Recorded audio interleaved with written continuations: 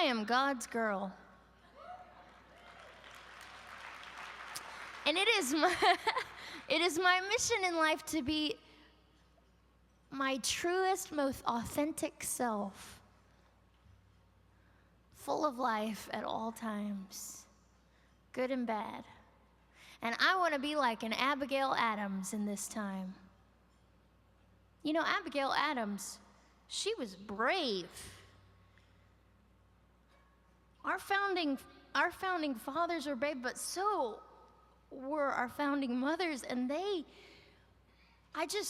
I'm amazed at what they did and the character that they had and how they stood up in their own way. And I've just been watching the John Adams series, so I've got Abigail. I'm like, yes, I feel like her sometimes in the window washing scene. Has anybody seen that scene? Oh, I'm like, oh. But anyway.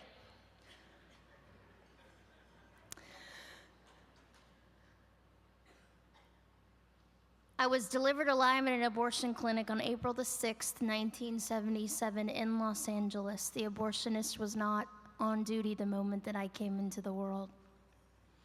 Had he been there, he would have ended my life with strangulation, suffocation, or leaving me there to die, which was considered perfectly legal up until August the 5th, 2002, when my extraordinary President Bush signed into law. Go Bush!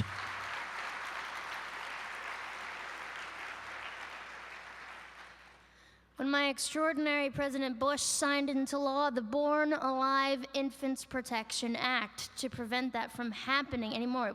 It states that a child that survives an abortion ought to receive proper medical care. To contrast, President Obama voted against this bill 4 times in the state of Illinois. President Obama is very aware of me.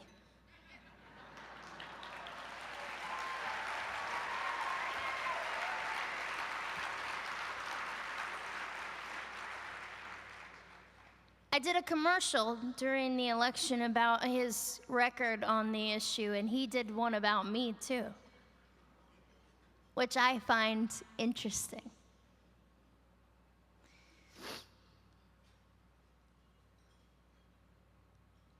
We are living in interesting times. So, I met President Bush on August the 5th, 2002, and just a word about President Bush. I know that we seem to delight in putting him down, and actually, I've rarely seen such venom against one man in my life. But when I met him, he changed my life, and I've been an orphan of sorts. I was adopted, but it was a very difficult adoption. And when I was at Starbucks, the White House called. I was just merely getting a latte, and they said, "This is the White House calling.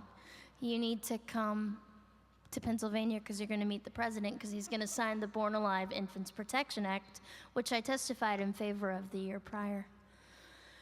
And I thought, good grief, I'm getting a latte. You do not get called by the White House while you're getting a latte. Well, apparently you do. And long story short, he taught me a lot because I went to the place where I was to meet him, and for the first time in my life, ladies and gentlemen, I was positively speechless.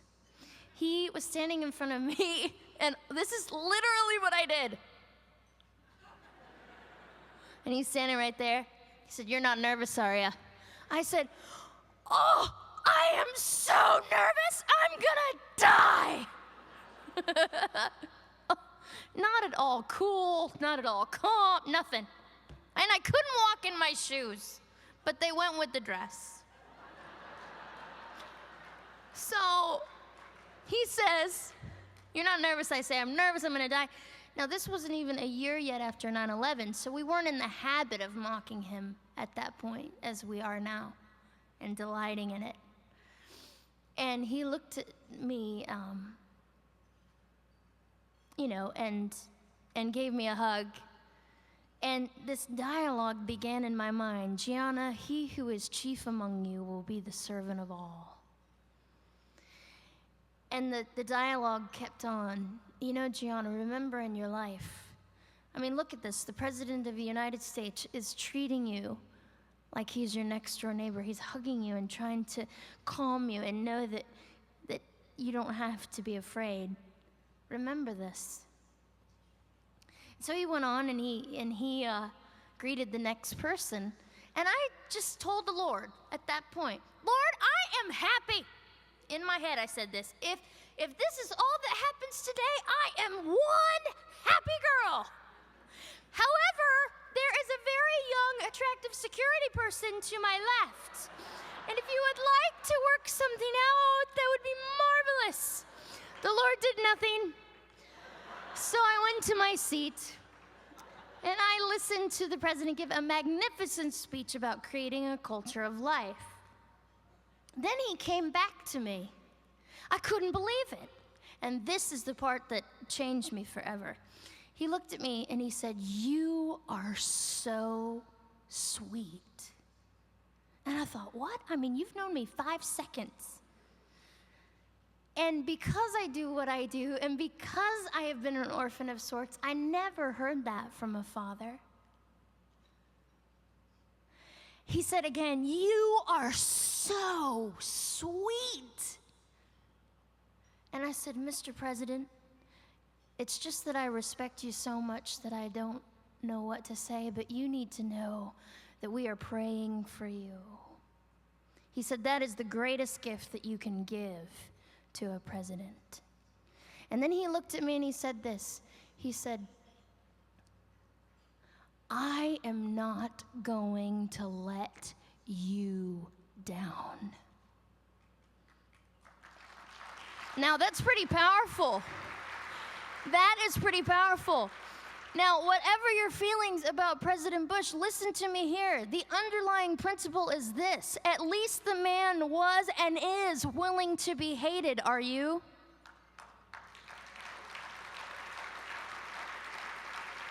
This is my prayer every morning. It is threefold. Whether I say it consciously or not, it is a life prayer. Lord, I pray for your unprecedented favor. I pray for your unprecedented peace. And I pray for a willingness to be hated. Because if I'm willing to be hated to love you, I win. And I'm not any greater than my master. He was willing to be hated. And ladies and gentlemen, we are living in obvious perilous times, and we cannot be weasels.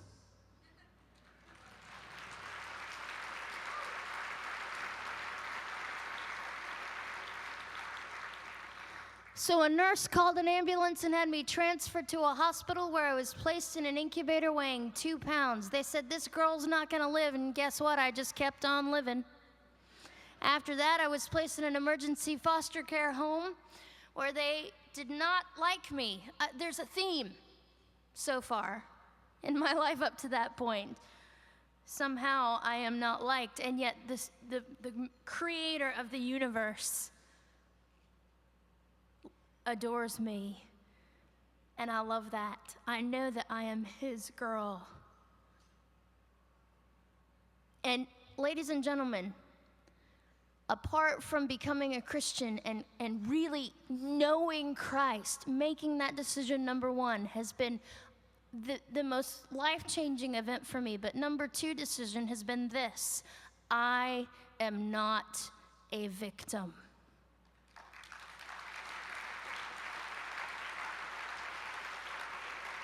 In this country and around the world, we are cultivating victim mentality. I believe that a victim mentality leads to one thing: tyranny. Because you are constantly blaming someone else. You are constantly whining all the time. And I don't mean that we shouldn't work through things healthy. I go to a therapist once a week. I love her. I don't want to spew all of my issues on the rest of the world, so I take care of myself.